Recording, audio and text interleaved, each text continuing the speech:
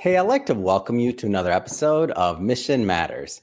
My name is Adam Torres, and if you'd like to apply to be a guest on the show, just head on over to missionmatters.com and click on Become a Guest to Apply. All right, so I have Dovell Bonnett on the line, and he is founder and CEO of Access Smart.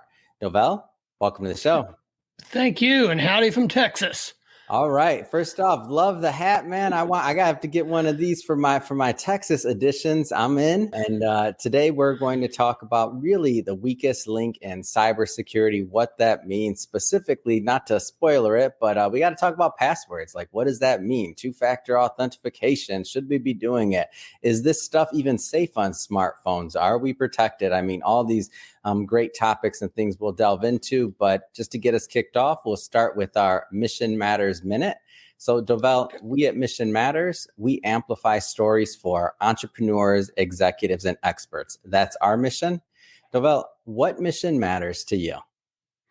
Well, what mission matters to me is cybersecurity and really blocking some of these hacks that are going on that are devastating companies, government agencies, and so many of these companies now are, buying products that will secure their networks all behind the firewall. But they're leaving one area, which I call the virtual front door, wide open and available to the hackers. Yeah. And at the same time, we've got to go and fix that number one issue that 94% of the hackers get in through. It's also the area where a lot of companies and the IT people think is secure that isn't there. It's the one weakest link that everybody likes to blame, and that is password security. And where's the problem? Employee managed passwords. So that's what we want to fix. And we can go ahead and you can talk about different rules and policies and procedures, but really comes down to four things that a company has to think about when they're doing cybersecurity. First of all, you of course have the security and the compliance. That's all given. Everybody knows that. But what's often missed is the convenience, because when cybersecurity is inconvenient to the user, they will circumvent it for their own convenience. And at the same time, if cybersecurity is expensive to implement and to purchase, the business owners are going to delay doing that type of security. So again, you have to make it economical for even small companies to afford to put this stuff in. So this is what Access Smart is all about. We took all four of those principles and we wanted to leverage off of your existing technology that you're using. And certainly one of the biggest technology we all use is employee ID badges. The same badge that gets you into the building. Why not get through the virtual front door with that? So we build off of that so that this way you're not ripping and replacing the investments that you've already made. Let's build on it. So that's what we're doing. That's what we're about. That's awesome. And I love bringing mission-based entrepreneurs and executives on the line to really share like why they do what they do. And your passion for cybersecurity obviously comes through on this line. So excited to have you on the show and learn more about Access Smart. But let's start a little bit further back. So how did you get on this path to cybersecurity? Like, where'd this journey begin?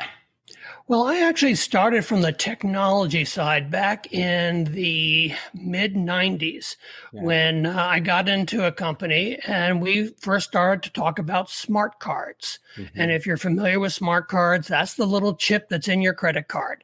And there were so many companies all talking about that this was the new wave of the technology of computers. Computers were all going to go to smart cards. So I got onto that early wave back then. I did stuff for the Olympics when it was in Atlanta, and I did things for other companies. And I just saw that the smart card was not something where you were going to store all your medical records and all your other information on there. It was your digital key to get access to all of that information. So that's how I started to get in there. But then the funny thing happened back in 99, 2000, I got a call from a division of Motorola called Indala that does the physical access badges. And one of their big customers had a security breach where they lost the source code to a major product of theirs. And the Motorola was asking, is there a way that we can offer one card? And I said, yeah. And I started to show them how to do it. And I was hired then as their director. And that company was Microsoft. And they lost the source code to Windows 98.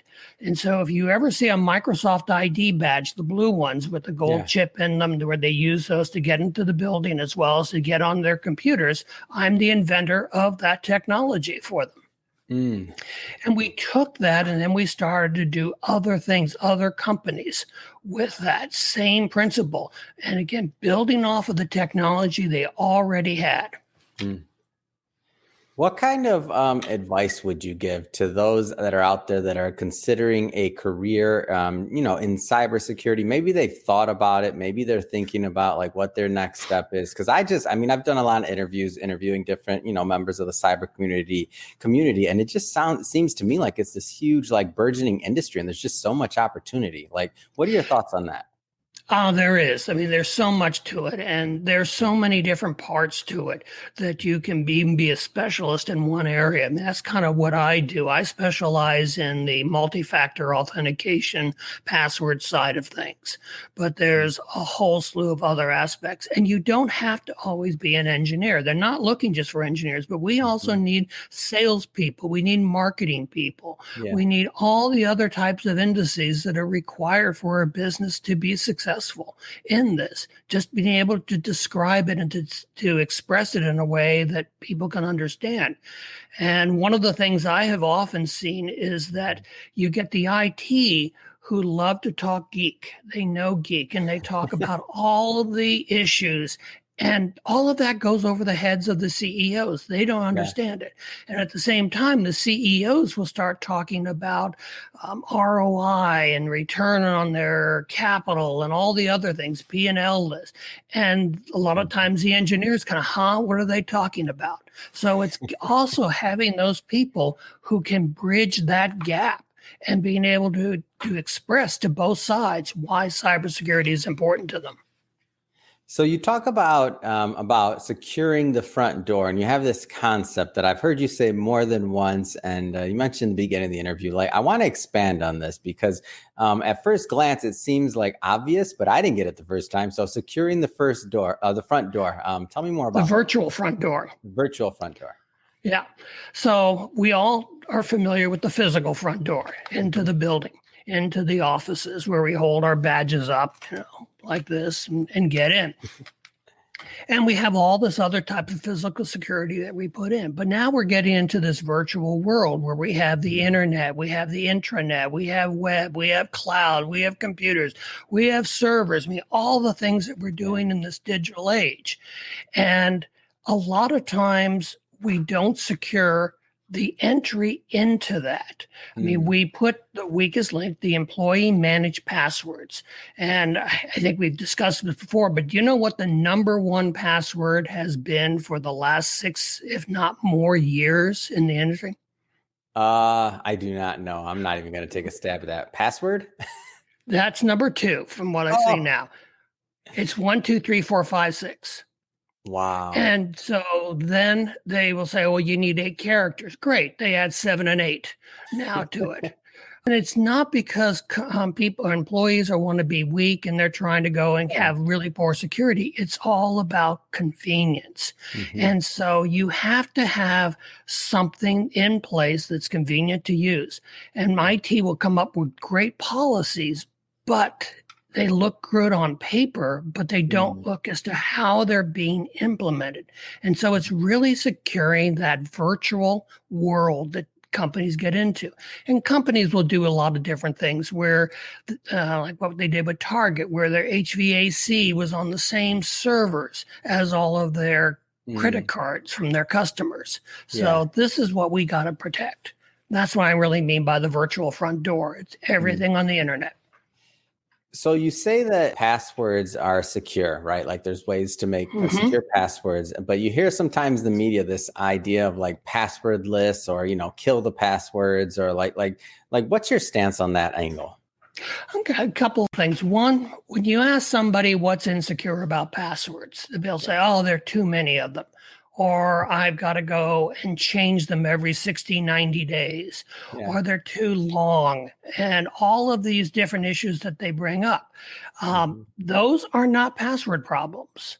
Those are password management problems. And this is where we have to get into it. So when you hear things about passwordless, or even killing passwords, and we'll get into this in more detail, I know later, but when you start talking about multi-factor authentications, there are 3 factors: something you have, something you know, and something you are. The something you know is knowledge-based, and that is passwords. You're never going to kill passwords because you're not going to drop from 3 factors of strong authentication down to only 2. Yeah. So passwords are always going to be there. But what you have to get rid of is the employee managed passwords where they're 1, 2, 3, 4, 5, 6. There's no reason you can't have a 20, 30, 500 character long password. Wow. But if you don't have to type it and you don't have to know it, and it gets changed on you automatically, and all you're doing is clicking to where you want to go, you don't care about that technology and passwords anymore. It becomes invisible to you. And that's what we're after. And so you look at some of these other solutions where they want to go biometrics. Okay, everything has its pros and cons. There's no perfect solution.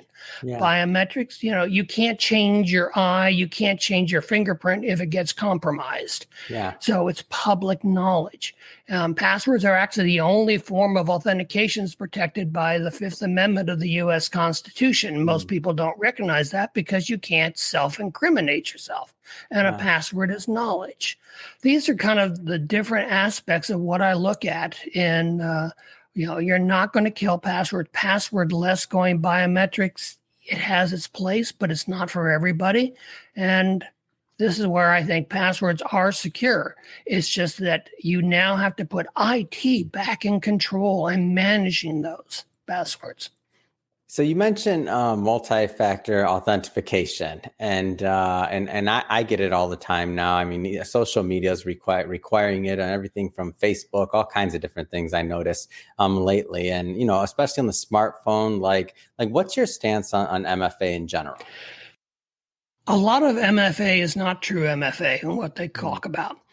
The definition of multi-factor authentication, besides the 3 factors that we've already talked about, the have, are, and is, and no, is that true multi-factor authentication requires that you use 2 dissimilar factors. So you can't have a no or an RR. It has to be a no and an R, or a have and a no, things like that. Yeah. And when you look at the smartphone, and the gatekeeper is the computer. It doesn't matter what I have and what I do and anything I have. The gatekeeper, the security, is the computer. So it's what it sees to let you in for the multi-factor. So great, I type in my password. That's something I know. Now I pick up my phone and I see a rolling code that goes by and says, okay. And I now look at, okay, I now know the number. And I type that in. But I know the number. So that's another no. So that's a no authentication. And at best, that is referred to as 2-step verification, not multi-factor or 2-factor authentication. The other thing is with the smartphone, and I don't know if you ever run into it. I have certainly a few times, but I sometimes forget to charge my phone. And my phone is dead. Yeah. And so what? Now I can't get in because I can't use my phone, and I got to find the charger, and then I got to wait. And so that lowers productivity, everything else while I'm waiting for that. Yeah. It's something else to carry. And that's another thing I don't like having to do, where you have multiple devices you have to go and carry about. And that phone never actually authenticates to the computer. You're not holding the phone up to a reader in the computer to say, yes, this is legitimate. All you're doing is reading the screen and typing that in. So this is where I really go after the multi-factor authentication. And a lot of the new government requirements that you see coming out require true multi-factor authentication. And the 2-step verification doesn't meet that. So let's switch gears a bit here. So I want to get into Access Smart. So you mentioned a little bit, but let's go further. So first off, just tell us about the company. Well, we're a startup well, not a startup. We've been in business for over 15 years. I was in the industry for a long time. I've been in smart cards for over 30 years now, Wow. and have just been watching this going more and more and Mhm. moving toward this. And I always felt that the smart card can do so much Yeah. more. We've gone to these credit cards now with the chips, but have you lowered the number or lessened the number of cards that you have in your wallet? I mean, we still got just as many cards in there. And that's the problem with the smart card stuff. It has the technology, the capabilities, but Mm. it's now trying to get the industry to come together, all these different corporations to say, why not put multiple credit cards on that same chip? And there's no reason you can't do it. Why can't you put your driver's license on there? You can. It's all this stuff. Yeah. So this is where I've always come together on the smart card side and Mhm. combining more and more onto a single card. And the security that is available on these chips now is Mhm. phenomenal. And the encryption that's used, that you don't have to worry about Mhm. losing the card and somebody getting all your data and doing things. So it's just, this is where I've always started with this. Yeah. And back when the attack occurred at Microsoft, Mm. this is when I decided, okay, I would need to get out on my own and Mhm. just start putting this together. I've always been a visionary. And Yeah. so that's why I left the corporate world and started this. And I also wanted to make it so it was affordable and doable for the small companies, because they're the ones that get attacked the Yeah. most. 70, 80% of all attacks are after the small guys, not the big Yeah. guys. And the small ones think, oh, well, nobody wants my data. I don't have anything important. Well, it's not that you're Yeah. just after your data. They want to use you as the stepping stone to get to the big corporations and Mm. inject malware into your products or Mm. use your certificates and your credentials to get into the next level and the next level. So, yes, you are a key part. And I know we talked about this earlier, but when you see that a cyber attack now costs a company over $4 million per incident, Oh my it's gosh. a small company, when they get hacked, most of them go bankrupt within 6 months because of Man. this and the ransomware. So I mean, it's scary stuff that's going on, but at the same time, it's doable. And Mhm. that's where we wanted to go with all of this and why I got into it. So you mentioned you're working with businesses, of course. Like, what type of clients do you find get the most value out of working with you and your team? Are you working with like governments? Are you working with enterprise? Like, give us a feel for, because there'll be a lot of people watching this, executives, entrepreneurs, and otherwise. And I want to make sure that the right types of individuals and organizations follow up, because the cybersecurity issue, I mean, it's a big deal. Yeah. Well, I mean, we could all, I could always say that, oh, let's take the shotgun approach and say, if you use a computer, you need our product. Well, yeah, that's true. But we have been focusing more on a few industries, certainly healthcare. Yeah. The hospitals and clinics have been under a ransom attack Mm. constantly. And, some of this is to steal not to steal the medical records of an individual, Yeah. but they're using that for research. Why have to go and hire a lab to research a drug when you could just steal personal data to see how people are doing with this Wow. particular drug? So there's a lot going on there. We also are doing a lot in law enforcement, which I thought was Mhm. kind of interesting. And a funny story on this, we were doing one town where prior to us, an officer saw some incident down an alley, so I'm Mhm. told, and he got out of his vehicle and went after the problem. And Yeah. a couple of kids went by and saw an unattended police car with a computer. And hey, wouldn't it be really cool to go and steal the computer to have a police computer? And they No. did. Well, the city council decided that from now on, the police have to go and take their computers, their laptops with them whenever they leave their vehicle. So you can What? imagine that same scene that the policeman is chasing down the criminal with a laptop under With his the arm. lap? If you, yeah, if you don't stop, I'm going to throw this at you. Who What? knows what. And so this is where we were able to use their smart cards, their access badges, and now they log into their computers with it. And all they have to do is just remove the card and the computer shuts down. It's all encrypted. If they steal it, it won't even boot up. So that's all good. We're doing stuff for the DoD. We're doing stuff for agencies within the U.S. government. We're doing stuff for manufacturing. So we're doing a lot of different companies. And a new one's coming out is insurance companies. A lot of companies are wanting to get cybersecurity insurance. And the agents are now putting on to these companies that if you don't have multi-factor authentication in place, you will not get a policy.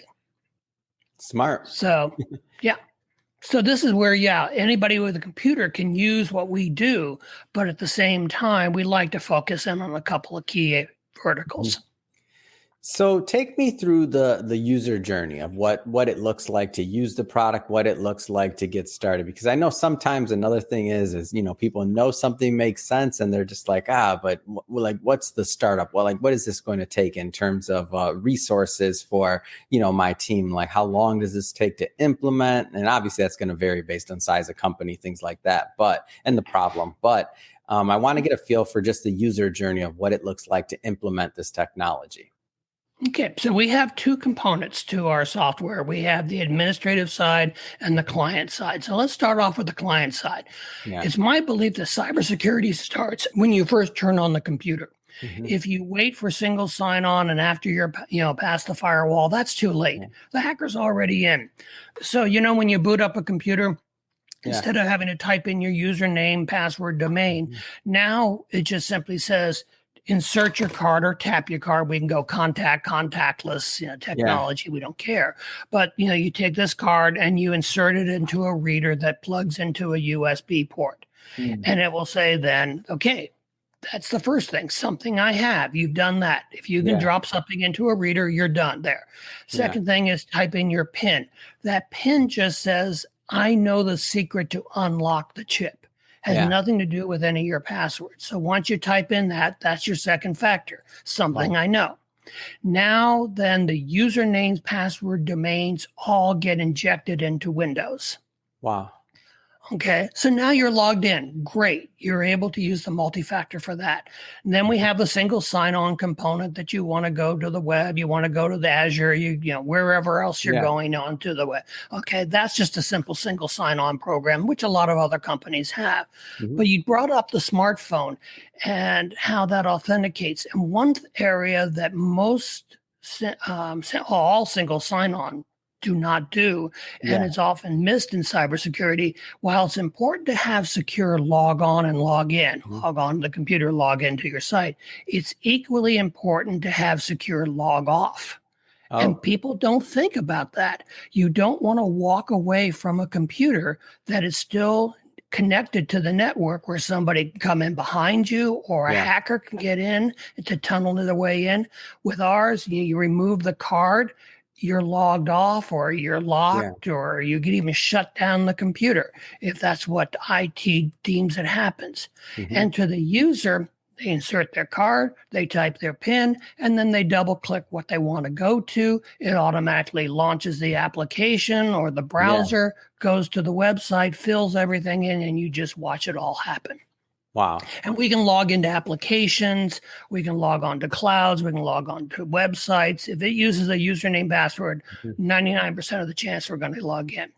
And then we have the administrative side, which is, of course, only IT have it. And we believed, and I believed from the very beginning, that we should not be dictating to companies what their security policy should be based upon what capabilities the software has. Instead, we took the other route and said, no, you go and configure our software to match your policies and procedures that you deem is appropriate. Now, we'll make recommendations, but they configure, IT completely configures the Power Logon system, and the employee can't change it. They can't circumvent it. They can't make their own policies. So all of that is managed. And now IT can go and change things as they deem fit. Now, maybe passwords now need to be 40 characters long.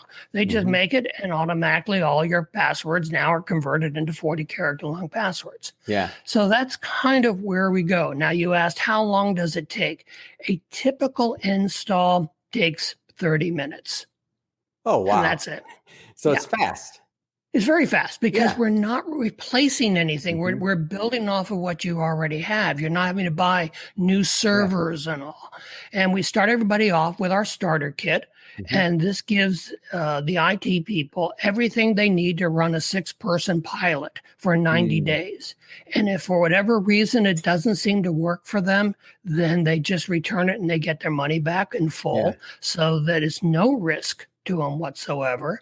And at the same time, then if it meets all of the requirements and they like it and it works, now they just have to go and say, how many cards, how many readers, how many licenses do I need? They mix and match depending on what their requirements are. If they, like we did for the DOD and for the government, they already have smart cards. They didn't need new cards. They didn't have to rip and replace anything. So it becomes very affordable. So, I mean, first off, when I think about somebody who I'd want to implement a cybersecurity feature with, and the way that you've done it, you really is a true MFA, right? And now I'm much more educated on this, and I hope my audience is as well. So something that you have, something that you know, and you have that physical card that you plug in. I mean, it just sounds very easy. And I'm not the most tech savvy, but I can do what you just mentioned. I can do it, and I know I would never be running the tech side of it, but I shouldn't be. But I can do exactly what you said, and it doesn't seem like a headache. I feel like that's even easier than my normal headache of managing, 50 passwords and, what's the password, the right one for this, or what's the right one for that? Like, it just seems like even for productivity and startup time and all that stuff, and even just the back and forth with your IT team saying, hey, I need this password reset, or I need that password reset, depending on what the system is. Maybe you don't have direct access. I feel like this is also a big time saver for productivity for just your clients in general. Am I off on this? No, you're absolutely right. An employee wastes a couple of 100 hours a year. Wow. Just Hundreds of hours a year just typing in passwords. And then if they forget their passwords, now they have to contact IT. 70% of the help desk calls that IT typically gets is resetting passwords. Well, if you've forgotten your password and waiting for a reset, you're sitting there doing nothing. So you're not very proactive or productive at that time until you get your new password. So that costs the company money. And when we looked at this from the business side, there are three aspects there's more than just three, but there's three key aspects that most business owners and CEO care about. If I do this, how will it improve my revenue? If I do this, how will it improve productivity? If I do this, how will it improve our brand? And so we looked at it from that perspective too. So that if you use the Power Log On, how will it improve your revenue? Well, you're picking up new customers with that. You're not losing new customers. The customers, the productivity side is increased because you're not losing that 700 hours anymore. You're not worrying about the hacks that are going on. I mean, just even the revenue side on that, you're not going to be paying $4 million for a hack. And then the brand, 30 to 40% of customers now will leave a company that has had a security breach. And the cost of getting a customer right now, is quite expensive. And just all you have to do, you can't afford to lose that investment. So this is where, if you make cybersecurity a key aspect of your business mission, and you let the world and the customers know this, those that leave those competitors will start finding you because you've got a security brand that people are really more concerned about. So switching focus slightly here. So you've also written a couple of books. I know one, the original was I know the Dummies brand. So Online Identity Theft for Dummies. That was back in 2008. So you've been doing this for a long time, been in the industry for a long time, and now your most recent one, Making Passwords Secure. So I know this Making Passwords Secure book is still available. Can you tell us a little bit more about the book and really just the inspiration behind what you want the readers to get out of it? Okay. Well, a lot of it had to do with, always having to answer the questions about passwords and why passwords are secure, and looking at it from both the technical side as well as the business side. And I wanted to come up with a book that just explained it in plain English. What is wrong with passwords and what is right with passwords? I mean, everything that everybody complains that what's wrong with passwords is really what makes passwords very secure and why you want to do it. But, how do you use it? What is multi-factor authentication? A lot of times you hear things about digital certificates. I'm going to get a little geeky here. I apologize. But you hear about public-private keys, and that's how digital certificates work. And the only thing that keeps digital certificates secure in PKI, it's not the algorithm and it's not how the keys are generated. It's how you protect that private key. And what do you do to protect it? Well, you don't let the employees know it and generate it. Oh, gosh, that's what we do. You make them long and complex so they're harder to hack. Oh, wait a minute. That's what we do. And it's just a bunch of zeros and ones to the computer. So to me, a private key is nothing much more than a glorified password. So take the same principles that make a certificate secure to now make your passwords equally secure and not have to go and have that huge expense of training and blades on all the upgrades that you have to do. I mean, when you have a large turnover, you have to throw away a $300 certificate and buy a new one for the new employee that's coming in because you can't exchange them. We said, no, why don't we make our licenses transferable? So as long as you have someone coming in or someone going out and someone coming in, you don't buy a new license. Yeah. Wow. Well, I mean, what a solution. I feel like you've really created a lot of win-win scenarios here, and exactly the types of entrepreneurs and executives I like to bring on. Just they're adding value to the marketplace. You're adding value to the marketplace, and really you're just the good guy in cybersecurity over here, and really taking the most, in my opinion, like when you talk about securing the virtual front door. If you did that, then maybe the rest of the house is protected. So I just love what you've done. I love the concept, and even the model of what you just mentioned in terms of giving, and treating it as a license and not and being able to transfer that license to a new employee. Like all those little costs and things that you've done just show where your heart's at, and that you're really trying to help the business owner and agencies out there, government, and law enforcement. That's a great story about the laptop. I would have never thought about that. Like, who was the one that passed that one?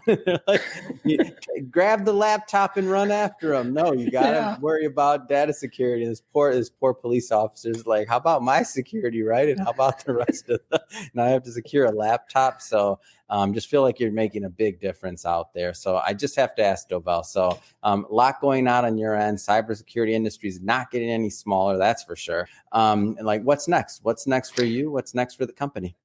Well, of course, the big thing that's going on in the cyber world and happening with everybody is we're all working remotely. We're all working from home.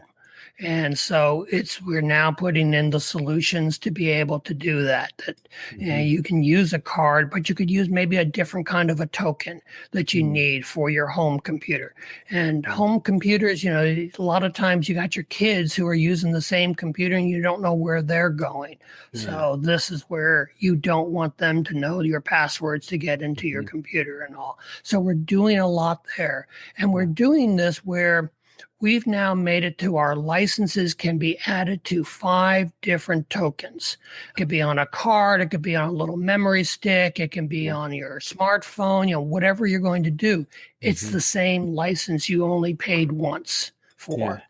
And you can be on as many computers as you need to and have your passwords with you. And when you remove them, they're gone. So we're not going and saying, oh, you can only be on this one computer to have security. No, I can go to any computer in my office complex here. I insert my card. Now that is my computer. I remove my card. The second person comes in, they insert their card. Now it's their computer and none of my stuff is available for them to see. Oh, that's amazing. I mean, again, just another testament to what you're doing and where you're really at, and making security a thing for our small business owners out there. So, Dovell, that being said, if somebody's watching this and they want to learn more and they want to connect with you and your team, what's the best way for them to do that? We have a number of different avenues. Of course, we have our website, which is access and then a hyphen or dash smart.com. We're on LinkedIn and we have stuff on Facebook, or you can certainly email me at my first name, Dovell, Dovell at access-smart.com, or call us at 949-218-8754 and we can set up a free consultation with you just to go over what you want. And a lot of times when I'm talking to a lot of IT people about cybersecurity, I'll say that there's one common denominator that every network has. And you can kind of see them, they're leaning in like, oh, wait a minute, he knows the secret. And the secret is that there is no one common denominator. So we have to go and listen to what are they trying to do? What are they trying to accomplish? What are their problems? And that's where we're able to customize what they need because our software is designed to be customized. That's awesome. Well, I will put all of that contact information, of course, in the show notes. Make it really easy for our team just to, go just click on the link and head right on over. So first off, it's been great having you on the show. I learned a lot. I hope my audience did as well. And to the audience, if this is your first time tuning in with us or watching the program, Mission Matters, we're all about bringing you great stories of, mission-based and mission-centered entrepreneurs and executives and sharing really why they do what they do, how they're adding value to the marketplace and to society. If this is the type of content you like, don't forget, hit that subscribe button. We have many more mission-based individuals coming up, and we don't want you to miss a thing. And Dovell, really, it has been a pleasure connecting with you, and can't wait to just watch more growth and see you do more great things. So thank you again for coming on the show. Thank you. It's been a great pleasure being here, Adam.